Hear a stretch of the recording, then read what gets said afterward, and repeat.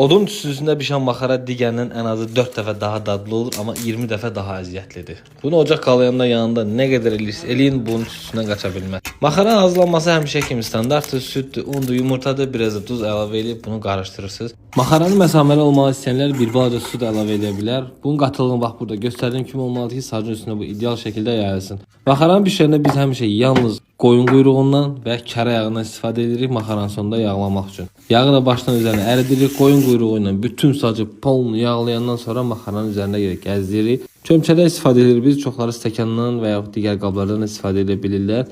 Hər iki tərəfin bişirməyi 2-3 dəqiqədən artıq vaxt aparmır. Bunu kənara götürən üzərini dərhal kərə yağına yağlayırıq. Hamısı maxaranın bir-bir yağlanandan sonra işimizi qutarırıq. Bir dənə də bunun yanında bizdə həmişə samavar çayı mütləq kimi olmalıdır. 10 dəqiqə samavarda qaynayandan sonra nənəyi tərəfdə həyətdə qəşəng bir dənə stol açırıq əncir ağacının altında payız mənzərəsində. Zaqatalda hər fəsil gözəldir, amma payız bir başqa gözəl olur. Maxaranın bəziləri pesokla, bəziləri balla, bəkməzlə yeyir, amma nə ilə yeyirsə yeyin, maxara çox ləzzətlidir. Nuş olsun hamınıza.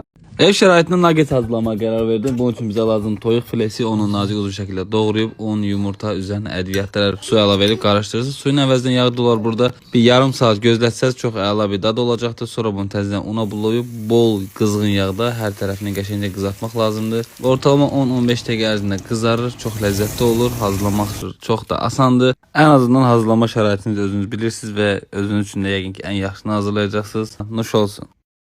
Tam diyetik, sıfır şəkərli, full təbii şirniyyat hazırladım. Bunun üçün 2 dənə xurma götürüb belə qabın içinə əlavə elədim. Xurmanın üzərinə 1 qaşıq kakao əlavə eləyəcəm. Üzərinə 1 qaşıq təbii bal və 1 qaşıq təbii qaymaq əlavə edib qarışdıracağım. Bunu blenderdan yaxşıca keçirəndən sonra bunu qablara əlavə eləyirsiniz. Qablarda bunu soyucu gözlədə bilərsiniz. Gözlətməsəz belə öz başına belə duru bir hal alır. Üzərinə kakao, badam əlavə edib belə servis edə bilərsiniz. Çox ləzzətli alınır. Göstərdiyim şəkildə belə tərpənir. Hazırlamaq çox asandır. Videonu save eləyin. Nuş olsun. Xurmadan başqa nə olur?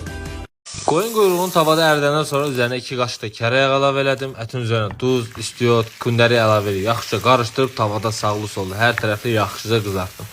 Ət qızaran arada salata hazırlamağa başladım. Salat üçün də istifadə etdim. Əcaqların hamısını aşağıda qeyd edəcəm. Toyuğun döş əti, nar, göyərti, duz, istiot, mayonez hamısını yaxşıca qarışdırırsınız və salatınız hazır olur. Çox ləzzətli alınır. Ətin yanında da möhtəşəm dadır. Hazırlayacaq olanlara nuş olsun.